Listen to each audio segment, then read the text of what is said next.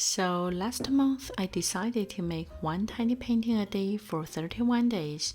I didn't think much of it at first, just painted a little square one evening, then the next day another one, and somehow the whole page started to come to life. This is part of a global art challenge, Inktober, where we make daily drawings by following a prompt list in October. I've been doing it for a few years now. Most people go with ink drawings, but I like to do it my own way. I paint tiny watercolors. Now October has just passed 31 tiny paintings all on one sheet, but this time it felt different, not just in how I painted, but in how I felt throughout the month. When I first saw this year's prompt list, I felt not very inspired. A lot of the words seem heavy or big dark, like shredded, blast, inferno, skeletal. They didn't really match the soft, quiet world I usually like to paint. So from the start, it felt harder than usual. I didn't expect the struggle to hit so fast. By day 3, I already wanted to quit. The prompt was crown, and I didn't like the result. The colors didn't work, the shape felt off. It just wasn't what I imagined. And it's right in the middle of the first row, which made it worse. I even thought about cutting a new sheet, but I just continued. The next day, I painted something really simple to reset the mood. I used my little trick for painting distant forests, just one color, and surprisingly, it became one of my favorites. It gave me back the motivation to keep going. Not every painting turned out great, but just the showing up really made a difference. I followed the prompt pretty loosely, and sometimes I combined two into one painting to earn myself a little day off. Like this one from the prompts Reckless and Heavy. I painted a tiny mountaineer climbing a snowy mountain and a storm is coming. The sky is heavy, the climb is steep, and he looks so small, but is still moving forward. That's exactly how I felt at that point in the challenge. A little overwhelmed, but still pushing through. And then I just kept the story going. The storm hits, and the mountaineer disappears into the wind.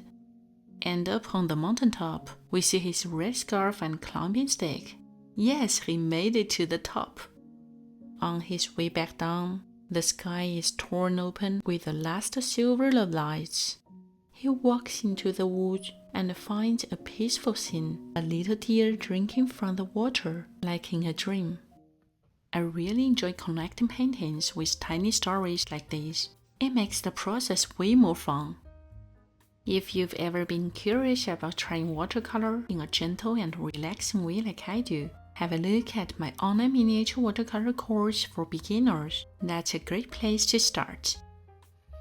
Even when the prompts don't speak to me, I try to twist them into something softer, something that feels more like me. And this one is from prompt Blast. Instead of something loud, I painted a quiet dandelion. I still remember painting it late at night. It was such a peaceful moment. I also painted a lot of forest scenes this year, like this tiny landscape. It's always tricky to show glowing light in watercolor, but I like how it turned out. It feels like a little fairy tale scene. And this one just made me laugh. It's an alien planet. I was thinking about the Little Prince, so I imagined a tiny alien planet floating in space. Maybe the Little Prince lives there now. When the month came to the end, I got a bit emotional while painting the last few squares. I had a quite complex feeling at that moment, a bit of relief and nostalgia, especially the final one. I spent the whole day thinking about the prompts and tried to show how I felt. I ended up painting this, a tiny green sprout emerging in a vast empty land. And now that the sheet is full, I actually like it more than I expected. It's kind of wild to see all 3 years together. They are small paintings, but they've become a big part of how I grew through watercolor. I thought this challenge might make things worse or that I just wouldn't have the time.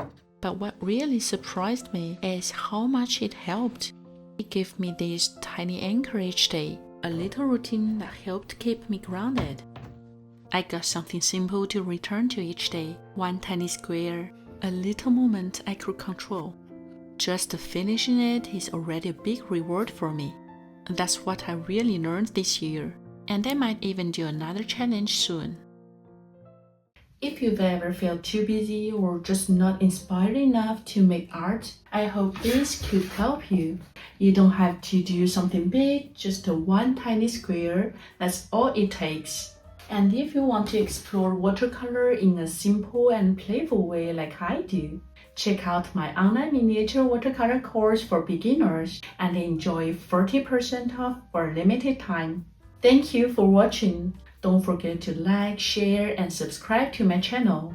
I'm Nan, a miniature watercolor addict. See you next time!